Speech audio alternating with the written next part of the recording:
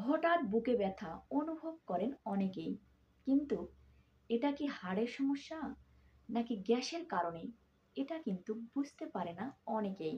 যদি এমন হয়, তাহলে প্রথমে আপনাকে ব্যথার ধরন বুঝতে হবে এবং সতর্কতার সঙ্গে চিকিৎসা নিতে হবে। গ্যাস্ট্রিক ও হাড়ের ব্যথা দুটি দুরকম হয়। হাড়ের ব্যথার কিছু উপসর্গ আছে যা দেখে আপনাকে বুঝতে হবে আপনার হাড়ের সমস্যার কারণে এই ব্যথা অনুভূত হচ্ছে এবং একজন রোগী হার্ট অ্যাটাকের দিকে যাচ্ছে।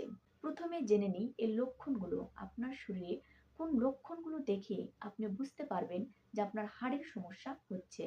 এমন কিছু লক্ষণ আছে যেগুলো দেখে সহজেই বোঝা যায় হাড়ের সমস্যা হয়েছে।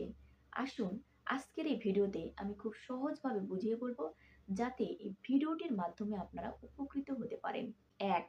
হাড়ের সমস্যার কারণে ব্যথা অনুভূত হলে বুকের ঠিক মাঝখানে চাপ ধরা ব্যথা অনুভূত হবে। এমন মনে হবে যেন বুকের মাঝখানে কিছু চেপে বসে আছে। ২. বেশি বেশি হাঁটলে বা সিঁড়ি ভাঙলে বুকের এই চাপ ধরা ব্যথাটা আরো বেড়ে যাবে। ৩. ব্যথা ধীরে ধীরে চোয়াল, ঘাড় বা পিঠের দিকে চলে যেতে পারে। একে বলে অ্যানজাইনাল পেইন। ৪. আপনার শরীর প্রচণ্ড ঘেমে যাবে। ৫. কোনো কোনো ক্ষেত্রে শ্বাসকষ্টও হতে পারে। ৬. মুখের রং ফ্যাকাশে বা কালচে হয়ে যেতে পারে। ৭.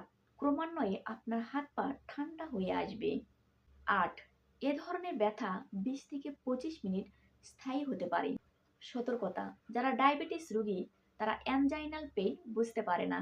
যে নার্ভটি মস্তিষ্ক থেকে এ ব্যথার অনুভূতি বহন করে, ডায়াবেটিস রোগীদের এই নার্ভটি কাজ করে না। তবে আজকাল নন ডায়াবেটিস রোগীরাও কিন্তু এই অ্যানজাইনাল পেইন বুঝতে পারে না, ফলে গ্যাসের ব্যথা বলে গুলিয়ে ফেলে এবং সেই ধরনের ঔষধি সেবন করে থাকেন।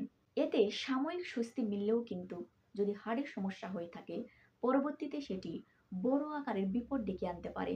আসলে ৮০% ক্ষেত্রে এ ধরনের সমস্যা হাড়ের না হলেও কিন্তু ২০% ক্ষেত্রে হাড়ের সমস্যা হয়ে থাকে।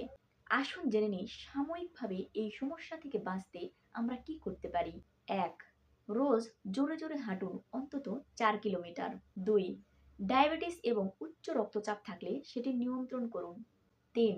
ভাত, রুটি, আলুর মতো কার্বোহাইড্রেট জাতীয় খাবারের পরিমাণ কমিয়ে দিবেন। ৪. রোজকার খাবারে আপনি তেলের পরিমাণ কমিয়ে দিবেন এবং নিজে সুস্থ থাকবেন। ৫. ধূমপান থেকে অবশ্যই বিরত থাকবেন।